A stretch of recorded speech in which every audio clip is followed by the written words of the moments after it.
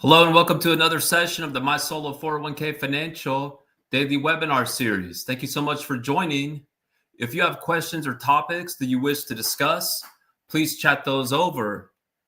Today, the main topic to discuss is how reverse rollover to a solo 401k unlocks a Robinhood Backdoor Roth IRA. So if you have questions about this topic or even other topics, again, please don't hesitate to chat it over. As always, the presentation is being provided for educational purposes only and should not be construed as tax, legal, or investment advice, nor as a solicitation. When making an investment decision, please consult with your tax attorney and financial professional. We do go live twice a day, so if you subscribe, you'll get notifications when we go live. You can hear the topics that we want to share. You can also come and ask questions about even other topics, as I mentioned. So subscribe so you can get notifications. You can jump on and engage. Here's an overview of what we want to go over, at least to start it out. There's a problem that high income earners face when they want to contribute to a Roth IRA. Specifically, if they make too much money, the rules don't allow them to make Roth IRA contributions. Now, there is a workaround referred to as a backdoor Roth IRA, but there's a challenge that sometimes comes up with the backdoor Roth IRA. And that'll pop up if the individual already has pre-tax money in any type of IRA. When they go to make the backdoor Roth IRA contribution, because of the pro-rata rules, they'll end up with a taxable event. And so clearing your pre-tax money out of your IRA by rolling it over to a solo 401k can then allow someone to execute a backdoor Roth IRA contribution that doesn't cause a taxable event. So this could be a great solution for those that are eligible to set up a solo 401k, as long as they set up a solo 401k like the one offered by my Solo 401k Financial that supports reverse rollovers. So let's dive in a little deeper and understand a backdoor Roth IRA. So again, for high earners, the rules don't allow those high earners to make direct Roth IRA contributions. So in that case, they have to make what's called a backdoor Roth IRA contribution, which is a two-step process where they first make a non-deductible traditional IRA contribution and then transfer those non-deductible IRA funds over to a Roth IRA. This effectively allows them to have those funds end up in a Roth IRA where then they can grow on a potentially tax-free basis. The potential challenge, though, stems from the pro-rata rule, and it applies to that second step when they go to convert the money to the Roth IRA. So under the pro-rata rule, one has to look across all the IRA account balances that they have. And if they have pre-tax money, whether in the IRA into which they made the non-deductible IRA contribution, or even pre-tax money in another IRA, because again, you have to look across all the IRA account balances that you have. When you go to convert the money from the non-deductible money from the traditional IRA over to the Roth IRA, you'll have deemed to convert a pro-rata portion of all the IRA money that you have. So for example, if you have $6,000 of pre-tax money in an IRA, even in another IRA, then you make a non-deductible $6,000 contribution to an IRA at Robinhood. When you go to transfer the money, the $6,000 to a Roth IRA in order to execute a backdoor Roth IRA contribution, under the pro-rata rule, you will have been deemed to convert half of the money from your pre-tax IRA that you have maybe somewhere else, as well as half of the money from the non-deductible portion, which means that there's going to be a taxable portion. So in that case, 50% of the converted amount will have been considered to have been converted from a pre-tax status to a Roth status. So half will be then taxable. And this can be a common issue because many individuals will have rollover IRAs. Maybe you had a former employer plan that you rolled over to an IRA and you forgot about it. So for those high earners, this backdoor Roth IRA strategy can end up inadvertently causing them to have a taxable event. And this is where the solo 401k can prevent a solution to help allow them to be able to make a totally tax-free backdoor Roth IRA contribution. So what is a solo 401k?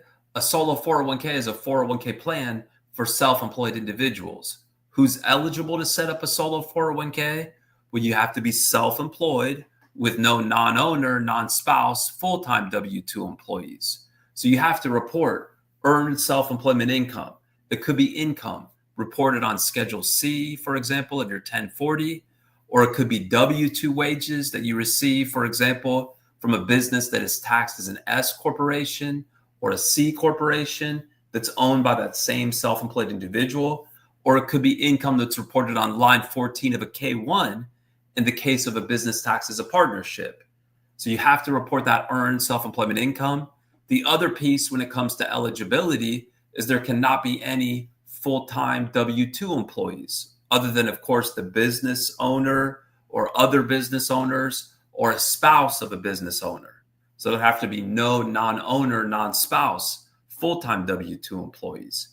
Then you have to set up a solo 401k plan that allows for rollovers.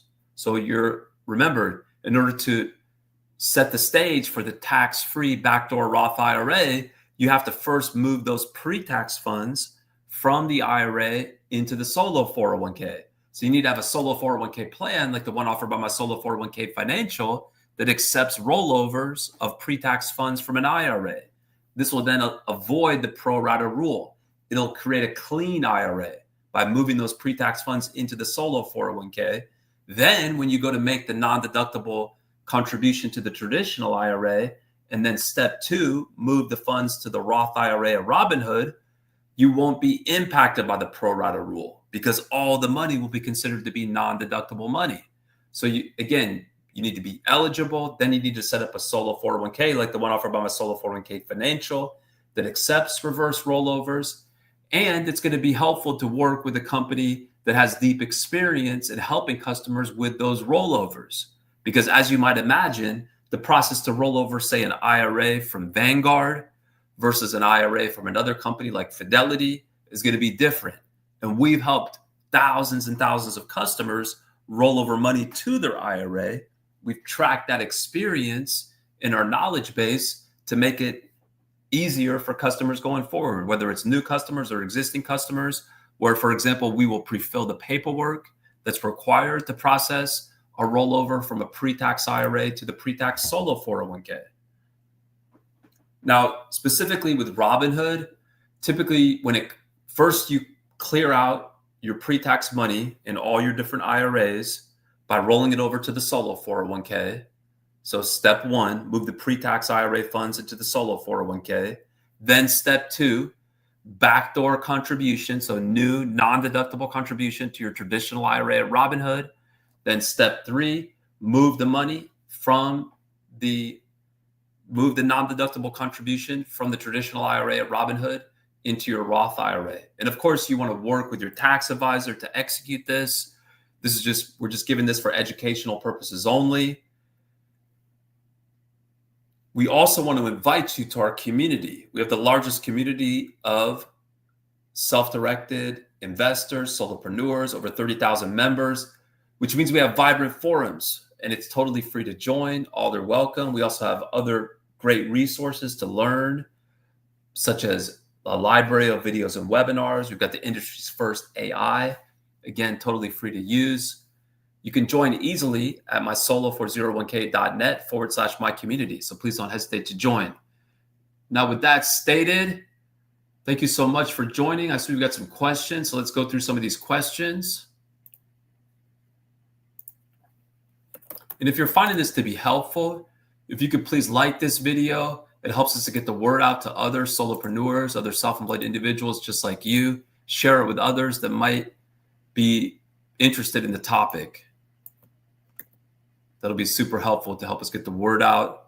Because as you might imagine, there's a tremendous amount of self-employed individuals and a lot of them may not know about this information. So it can be super helpful to help them secure their retirement.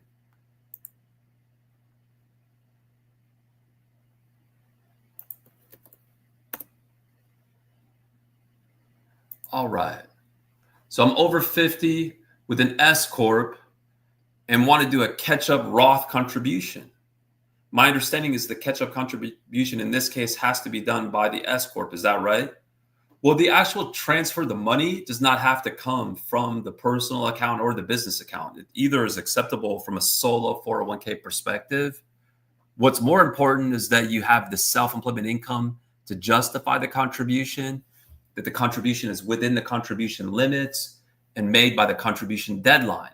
Now, for purposes of a self-employed business that's an LLC taxed as an S Corp, your ability to contribute to the plan is going to be based off of the W-2 wages from the S Corp. So you got to have those W-2 wages to justify the contribution. Now, for 2025, they have the new super catch-up contribution limits. So the standard catch-up contribution limit for those age 50 or older remains at $7,500. So again, if you got that self-employment income to justify the contribution, then you can make that $7,500 catch-up contribution if you're 50 or older. Also presuming that you haven't made that catch-up contribution to another plan, like a day job plan. Now with the super catch-up contribution limit, for those age 60 to 63, instead of $7,500, the super catch-up contribution limit is $11,250. But great question. Now let's go to your next question. How does the S Corp report the contribution? Does it go on the employee's W-2? So if we're talking about an employee contribution, an elective deferral, like a catch-up contribution is, that is reported on the W-2. So it's not reported on the 1120S. It's not reported on the business tax return.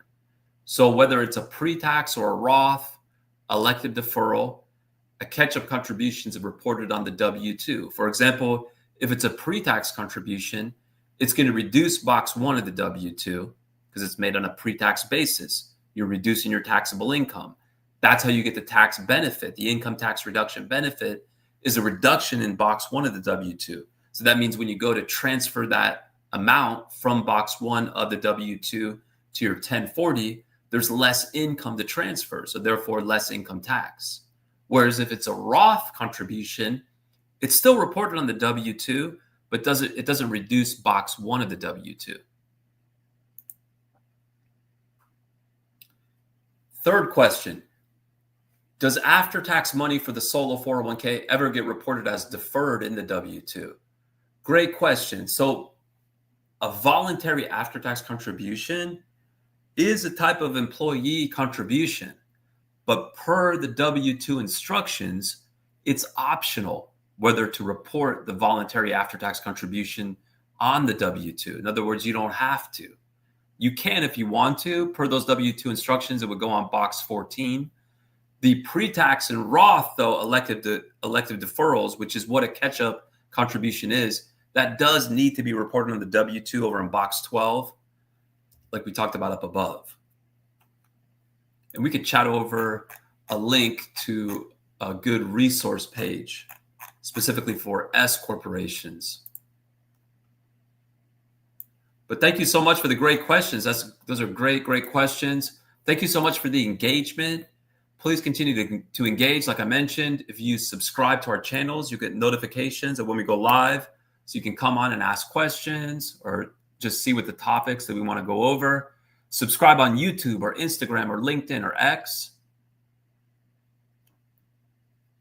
And you'll get those notifications. Yes, so the $11,250 super catch-up contribution, which applies to those age 60 to 63, is a type of employee contribution. It's either made as a pre-tax contribution or a Roth contribution. So it has to go directly into one of those buckets. Now, if you are age 60 to 63 and therefore eligible to make a super catch-up contribution, you technically also are eligible to transfer the money out of the solo 401k to a Roth IRA. So you could then subsequently transfer the funds out of the solo 401k to a Roth IRA. Generally, you cannot transfer money out of a solo 401k until you've met a triggering event. But one of those triggering events is being aged 59 and a half or older. So technically, you could transfer it out of the solo 401k over to a Roth IRA. Great question. All right, we'll give it a moment to see if any more questions come across. But good set of questions there. We appreciate that.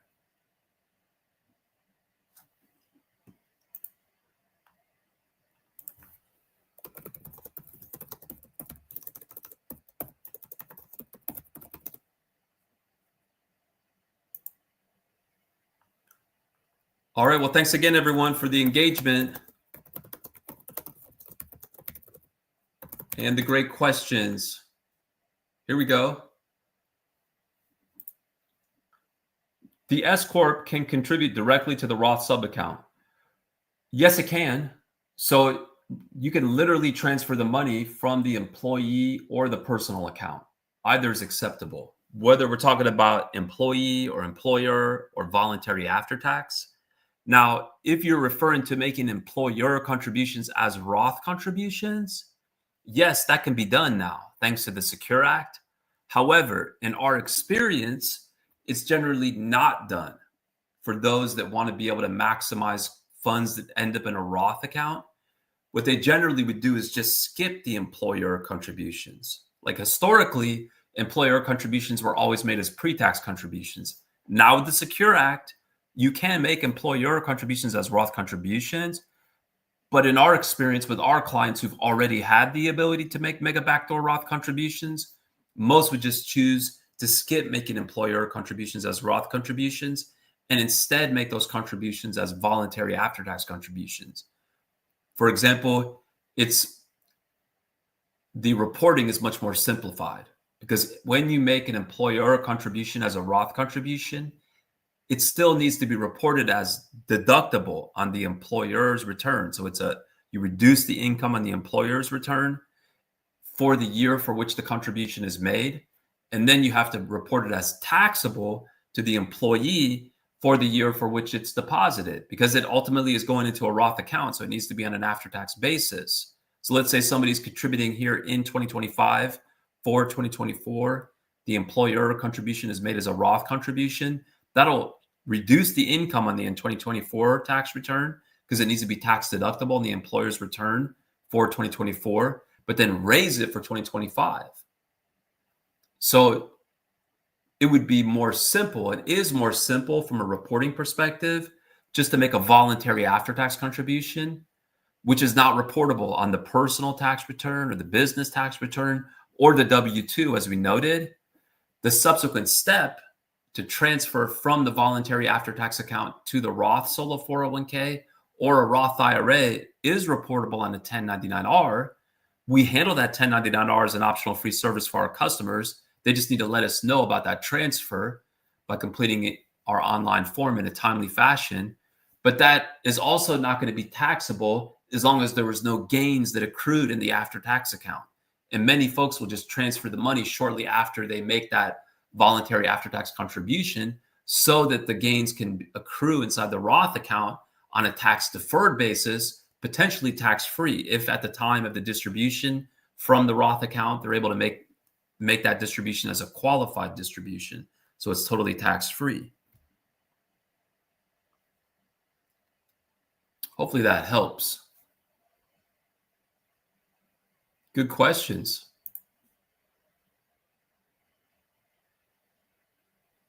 All right. Well, thanks so much, everyone. Until next time.